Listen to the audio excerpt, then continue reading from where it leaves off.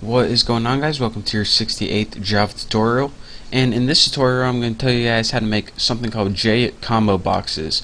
Now what a JComboBox is, it's pretty much just a drop down list, but that's what Java named it, so you know they had to be different. So let's go ahead and enough of the small talk, let's get started making it.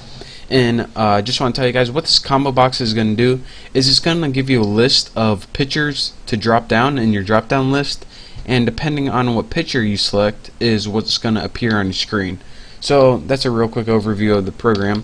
So we need two variables. One's going to be the JComboBox, which is going to be the drop down list itself, and I'm just going to name mine box. You can name yours list if you want, but again I'm going to name mine box. And the next thing we need is the picture to appear on the right hand side of it.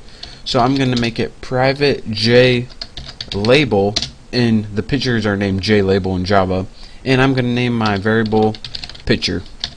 I mean, why not? It's nice and easy.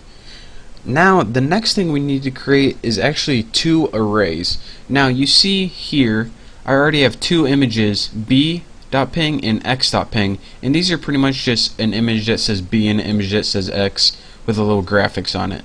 So we need to create two arrays. The first array is going to store the file name, and the second array is going to store the picture itself. So let's go ahead and put private static, we don't want it to change, string, and remember this is going to store the path, and the path is just a string, and I'm going to name it file name, and we'll set it equal to b.ping, and make sure you put it in quotes since it's a string. So that's the first element of the array, and the second one is x.ping. Make sure I got png, and so now we have an array called file name, and it has two elements in it, b.ping and x.ping. Simple enough. Now let's go ahead and create a new array that is an icon array, and we do it like that, and we'll name this one pics, and this is going to store the files themselves. So let's go ahead, and as the first element what we need to do is put new image icon, and for the parameter of image icon put get class, and it's going to be this class itself. It's going to select and get resource, and the resource for this is going to be the parameter it takes as a name, and for the name we can write b.ping, but let's go ahead and write file name with the index of 0.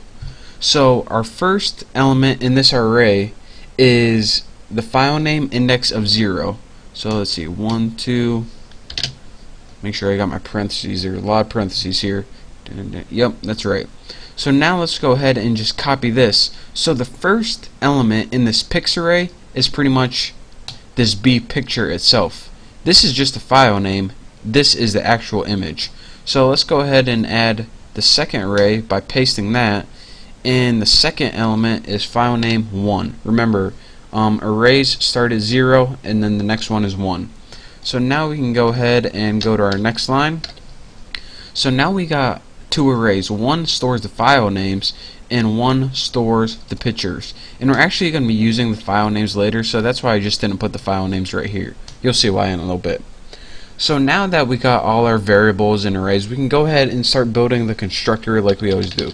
So public, my class is named GUI, and let's go ahead and add a body to that constructor. And the first thing we're going to want to add, as always, is the title. And I'm just going to write the title, not fancy, and set layout to, there we go. And the layout for this, since we didn't learn layouts yet, is new flow layout, just like that. So now we have a title and a layout on our window. What else can we do? The first thing we're going to want to do is create that drop down box with the file names as the list options.